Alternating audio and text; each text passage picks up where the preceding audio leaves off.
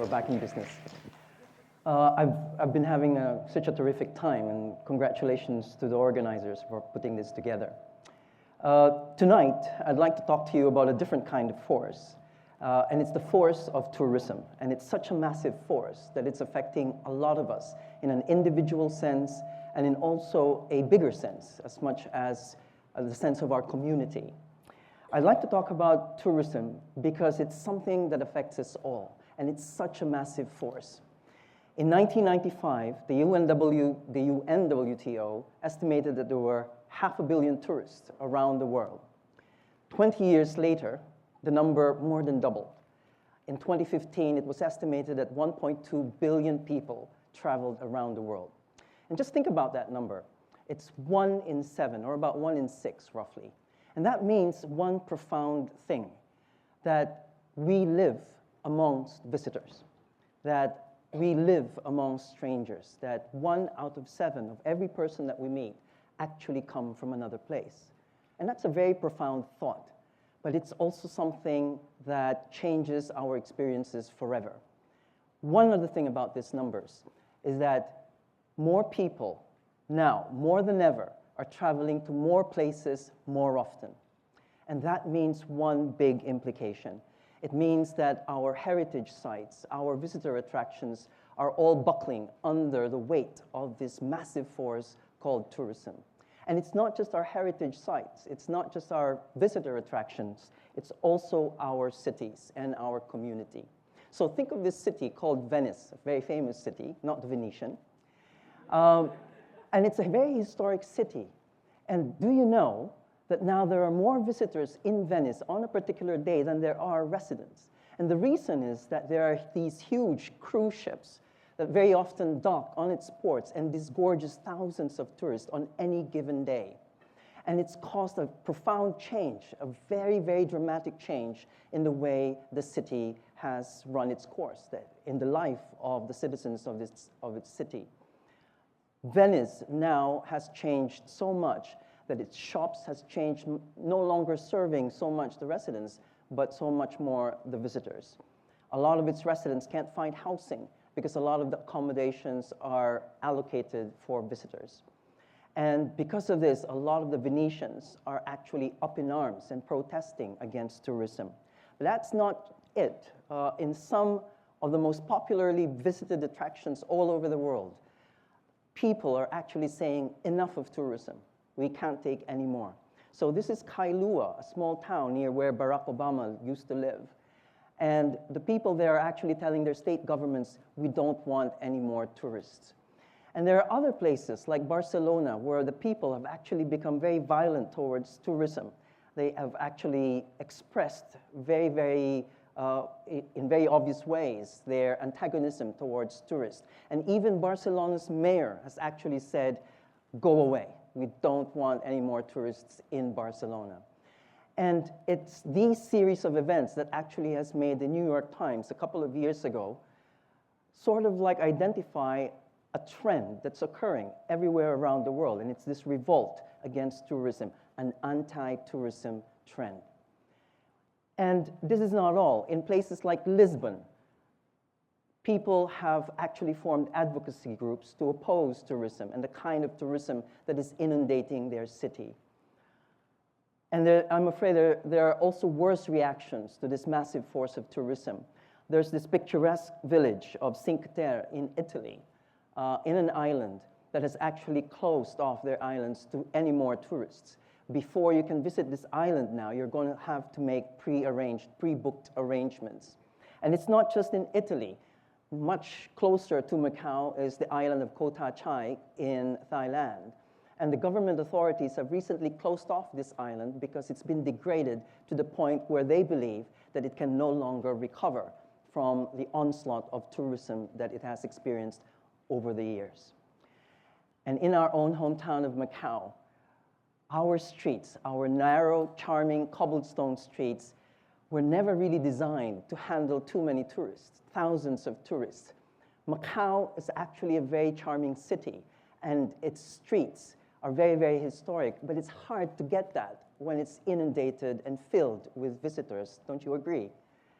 we seem to have lost the charm that actually draws tourists to Macau to visit. And this is a picture that I think is iconic with the great problem that tourism is facing all around the world. This is a small village, a very magical village in the Mekong River. And it's the village of Luang Prabang. And it's a very Buddhist village with many Buddhist temples. And here you have a picture of Buddhist monks going about their daily solemn practice of collecting alms from the people. And yet you have tour buses disgorging tourists, delivering tourists right in front of their faces. It's very, very intrusive, don't you agree? And so much so that the personal space of these Buddhist monks to be able to practice their long traditions, their long-held traditions, are actually very much disappearing or under threat. I don't know about you, but this picture is very much like a stranger in my bathroom as I take a shower. And it's that intrusive, and it's that powerful a force that tourism exerts on many communities on which it bears upon. So I think the force of tourism is all about guests and hosts and how we interact in a better way. Now, we can take a lot of visitors as long as we keep a certain kind of buffer zone between us and them. We can even become more closer, and actually sometimes we like tourists. We like to interact with them. We would like to befriend them and actually have a cup of tea with them, isn't it? But it's when tourism gets out of hand and it invades our personal space that tourism no longer becomes a force for peace and understanding. Instead, it becomes a force for hostility and conflict. A long time ago, my wife, who was not my wife then, taught me my first expression in Chinese, which was "Seng Yin Ho Tung Junan," which I don't know what that meant many, many years ago, but roughly translated in English, I think it goes something like this, that it's great seeing you, but I don't want to sleep with you. And remember, this was my wife before we got married. And she was saying, so I think she was sending me a message that I was intruding upon her personal space. But I think before you conclude that tourism is a force for harm and it's a destructive force, please hold that thought, because there are many places around the world that needs tourism. There are many communities that actually thirst for the kind of visitors that we receive here in Macau. This is a museum somewhere in the villages north of Bali Island. It's in Ubud. And this is a museum that curates many historic Balinese traditional rice paintings. And that was handed down by the parents of its present curator. And the problem with this museum is that it hardly gets any visitation at all. And the problem of the owner is that in order to preserve these Balinese paintings, which are painted on rice paper, he needs air conditioning.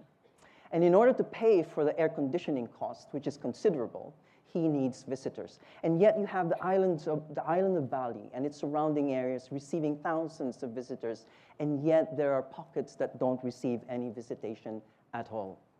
In Beijing, one of the biggest contradictions of tourism in Beijing is that Beijing is one of the most often visited places on the planet. And yet, what's happening to Beijing Opera is that it's losing its audiences, so much so that it can't fund anymore its apprenticeship program, that it can't train new people to take up the art of Beijing Opera.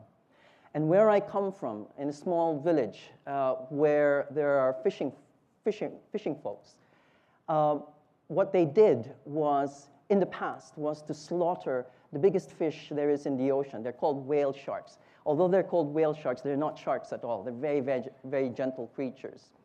And whereas before, fishermen used to slaughter these for meat that they can sell, with the help of tourism, they are now able to earn much more money by bringing visitors more closely to enjoy these beauty of the ocean. And this is one of the reasons why tourism can also be a force for good. So it's very important for us to find out what makes tourism so negative? What makes it a repulsive instead of an attractive force? Well, there's the usual reasons of increasing income, greater mobility, and a rising middle class. There's also greater connectivity. But there are also two other important factors that somehow destroys the tourism experience for all of us. And one of these is the low-cost transport and the low-cost carriers that we often always enjoy ourselves, don't we? But what it has done is that it has allowed us to travel far more than to understand the places that we travel to. It has allowed us to experience touristic experiences before we can even learn anything about them. I'm sure you've already probably booked an air ticket for next year. And that's what low-cost carriers do. They make us travel before we understand. And there's another insidious thing about low-cost travel. It's because whenever we receive guests, it used to be that people will write you letters. Dear Don, I plan to visit you sometime summer of next year. And that's great. We welcome the prospect of receiving guests. But what we hate now, or what I really personally hate, is somebody calling up, Don, I'll be there on Friday, can you pick me up? Don't you hate that? And that, I think, destroys the prospects for tourism. There's another factor that destroys tourism, which is social media. Because instead of us discovering travel on our own, we tend to look at these must-see lists, these to-do lists, and this destroys something that's a very important part of tourism, which is the art of getting lost. In other words, instead of discovering a place, we simply tick off a list. Oh, did my friends go there? I want to go there too. And that's a very, very important part of the travel experience, to actually feel lost. I think social media has destroyed serendipity in our travel experience. Do you know what serendipity is? Serendipity is being surprised by joy. And I think that's what makes travel such a pleasant experience. It's actually getting lost and finding your way back. But that is being destroyed by social media. So a very important question dawns upon us all. How do we tame this force?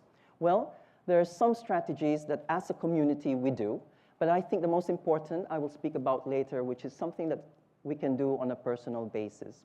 One is that, well, we can just simply absorb all of these tourists, which means building bigger facilities like border crossings, building bigger airports, building more roads. The problem is that's good if you're a big country, not so good if you're an island or in a place like Macau where we have limited land, isn't it?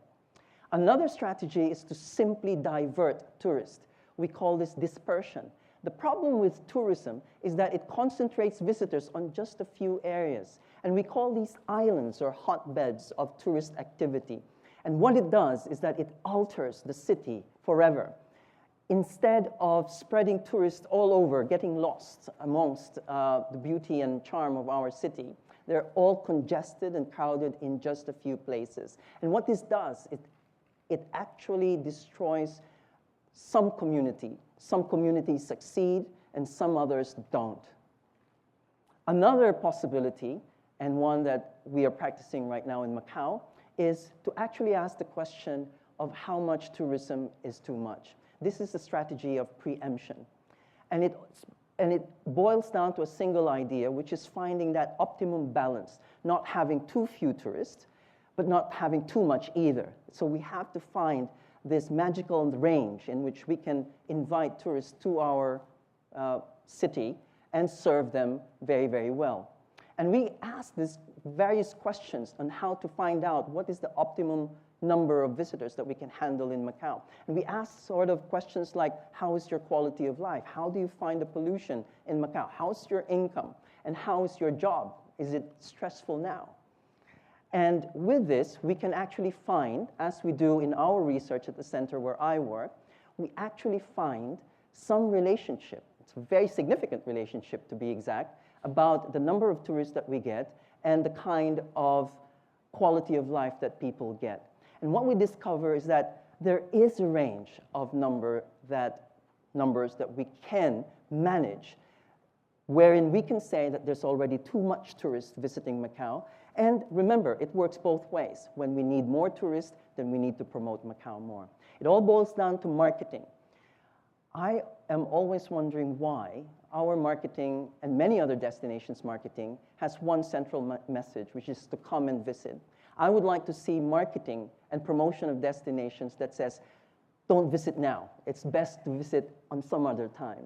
Because we ourselves will get disappointed if we come to a destination, spend all our hard-earned money and our leisure time and find that the whole place is filled with tourists, isn't it? So it's something that's what many people call sustainability. I think there's another thing that we can do in order to fix tourism. Instead of making it a force for destruction, we can make it a force for construction. Instead of being a harmful force, it can be a beneficial force. And I think it all boils down to another thought, which is to understand that we are part and parcel of this tourism force, that we ourselves actually cause the negativity surrounding tourists. And why is that? Because it all is related to our behavior as visitors. How we travel, when we travel, and where we travel affects very much the destinations that we visit. What we buy and what we eat. I can't for the likes of me understand why some people who eat hamburgers in their home place would travel hours and thousands of miles and eat hamburgers in that destination.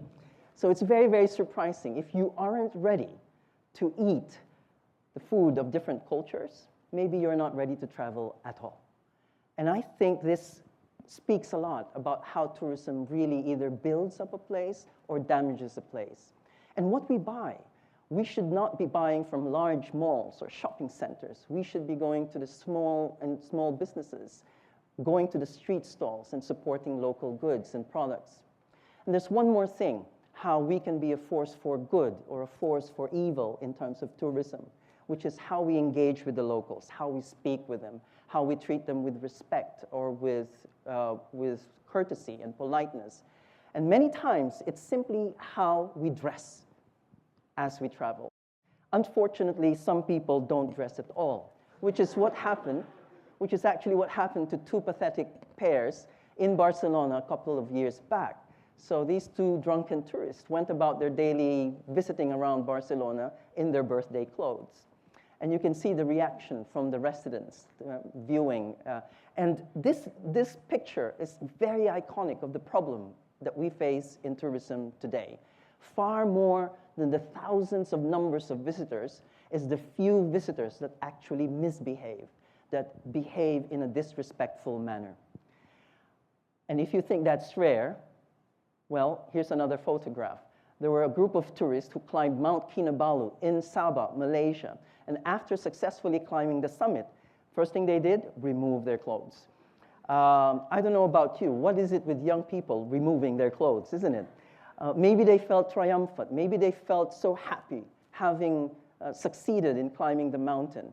But let me ask you a question. When you graduate and get your degree, is your first action to tear off your clothes?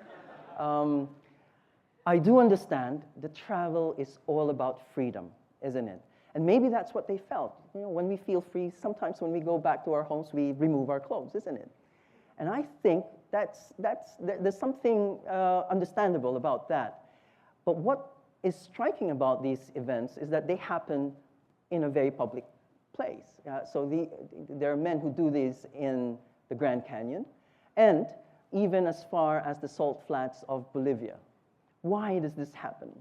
It's simply, again, my first contention earlier, which is we are traveling before we can mature. We are now traveling at a time before we even understand the places that we visit. It used to be that before we visit a place, we would even learn about that place. We would even pick up a language book. Do you remember that time? Perhaps you can ask your parents about it. But now, we have made bookings for next year, even if we don't know what our mental state will be 1 year from now. So we travel first without understanding. We experience without actually learning things. And I think this speaks to us tremendously. So I would like to leave you today with this simple thought, that travel is not really freedom. Travel is freedom with responsibility. And I relate this to the problem that tourism faces nowadays. Far more than the numbers that we are getting, of the number of visitors that is inundating our cities, it's really the behavior that we exhibit while we visit. Marcel Proust, a French novelist, once said that in order to have a real voyage of discovery, You do not really need to see new landscape. All you need is to see with new eyes.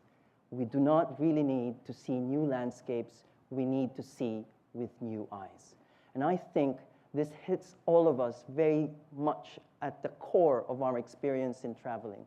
We need not be one of these machines that travel as though we were a colonial consumer, you know, feeling arrogant and behaving in a way that we have earned this right to travel, and so I am free to do whatever I want to do.